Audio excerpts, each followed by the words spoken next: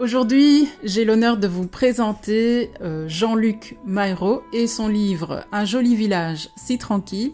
Alors, Jean-Luc a eu la chance de gagner le concours PAL du mois de juin. Je viens de présenter son livre aussi dans le dernier unboxing. Et ici, je suis très heureux de vous présenter ma chronique « Un café avec Marie » qui vous présente une version caféinée des livres des auteurs et des autrices du groupe Facebook Lecteurs, auteurs et éditeurs. Aujourd'hui, je vous emmène dans un coin de Provence baigné de soleil et d'ombre avec le roman « Un joli village si tranquille » de Jean-Luc Mayraud. Ne vous fiez pas au titre, car derrière l'apparente douceur des collines et la quiétude du Garlaban, c'est un drame humain à la fois profond, réaliste et bouleversant qui vous attend.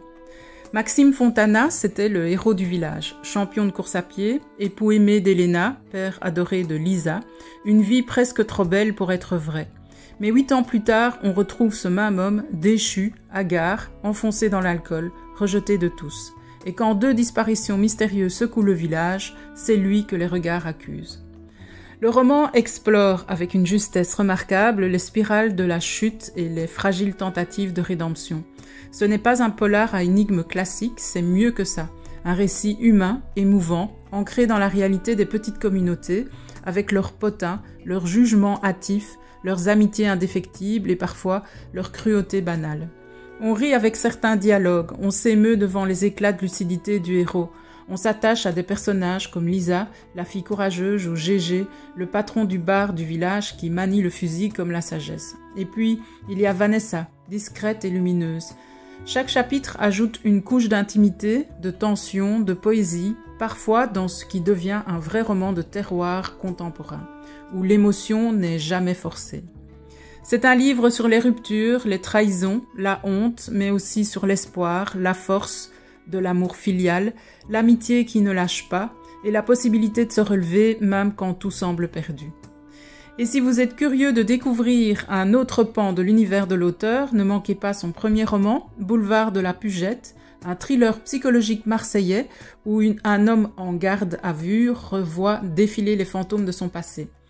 Entre interrogatoire et introspection, on y retrouve une Marseille sombre et fascinante, une enquête familiale tortueuse et une écriture pleine de tension. Un joli village si tranquille et Boulevard de la Pugette sont tous deux disponibles sur Amazon et d'autres plateformes de vente en ligne. Jean-Luc Mayraud, après une riche carrière dans le transport international, s'est tourné vers l'écriture en devenant correspondant sportif, puis rédacteur pour des médias locaux. Passionné par sa région natale et fin observateur de l'âme humaine, il insuffle à ses romans une authenticité rare. Chaque récit est ancré dans le réel, porté par une écriture sensible et incarnée. Ces histoires marseillaises ou villageoises résonnent comme des confidences qui nous marquent longtemps. Cette chronique est une réalisation du collectif éditorial Le Colibri Rouge.